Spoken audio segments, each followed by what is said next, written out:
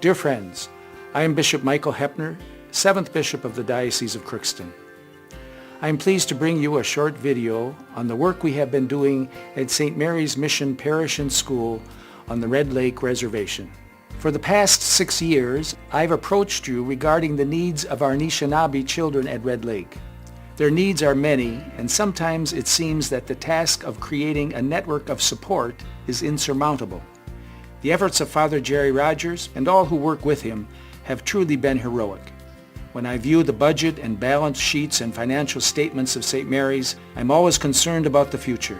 When I visit the school and see the nearly 100 children who attend, these beautiful children, happy, vibrant, energetic in their learning, there is no question that we are doing the right thing. These children are God's children. They are our children.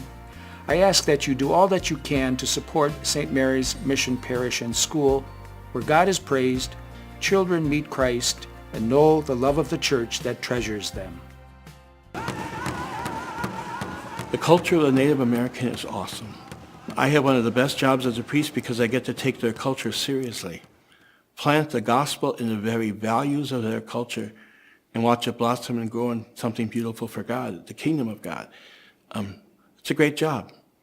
The challenge is to deal with poverty, to make a change, to not just do charity. And so that school is our diocese's commitment to do justice on a place that is constantly challenged by injustice, by crime, by the hell that poverty is. And so as we see class after class go on to do great things, it just continues to encourage us that we got to make a difference, because these kids need to make a difference in their nation. Red Lake is a nation unto itself. Our motto is, one saint at a time. And that's what we're experiencing. We currently serve 3-year-olds up to grade 6. Our kids face many challenges, and we're there to help them learn how to face a challenge and to come out of it better and not bitter. St. Mary's is home for them. They feel safe there.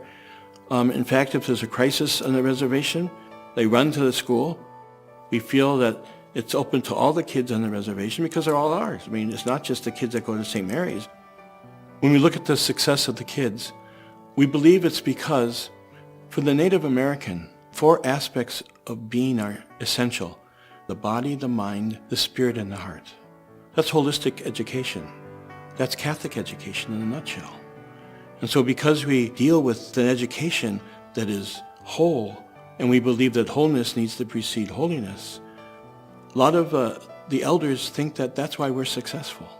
We experience the success in the kids academically. In 2009, only 17% were at grade level in reading. But now, 100% of our kids are at grade level in reading. When it comes to parent-teacher conferences, which we have this week, we will have 100% response. We've had it for the last few years, and it's marvelous. I mean, things like that remind us that we are making a difference. We see that the kids are growing spiritually. We uphold their culture. We teach them the wisdom of their elders. We do their ceremonies. We do a powwow. That culture is important. So we surround them by the witness of the values of their culture, but we also surround them with the witness of the values of our faith. We have lots of young teachers who come to us right out of college. They speak of the marvelous experience they have teaching at St. Mary's. They're committed. They work hard.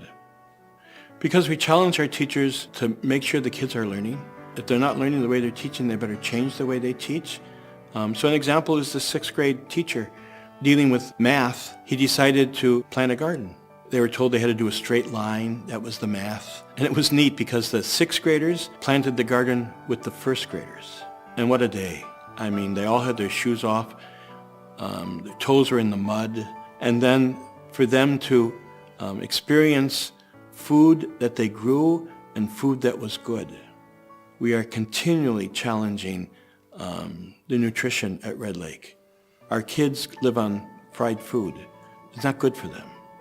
So as we introduce to them zucchini soup and they love it and they want the recipe for their moms to make it, All that is an attempt to find a way to reach the kids. We realize that the successes that we have experienced at Red Lake have come to us because of the generosity of others. We need to raise the complete budget, and we are so grateful that so many people are generous. Never, never underestimate the good that you do. What gives us hope are the day-to-day stories of the kids. I mean, just those tender moments, such as when I had a preschool kid at the end of the year come up and asked if she could read at Mass. I said, "Can you read from that big book?" And she says, "Well, I'm reading at a 3rd grade level." So she gets up and says, "Brothers and sisters," and no one's listening. So she pounds on the microphone and she goes, "Brothers and sisters," and they all were listening. And afterwards, her mother came up. She made her mother get out of bed that morning to come to church. So she's in the back pew and she walks up, all the kids have gone back to school, and she says, "Father, I don't know where she got that. I mean, she certainly didn't get it from me, but I do know where she got the faith. It's in that school. It's time you baptize her. In fact, it's time you baptize the whole family. One saint at a time."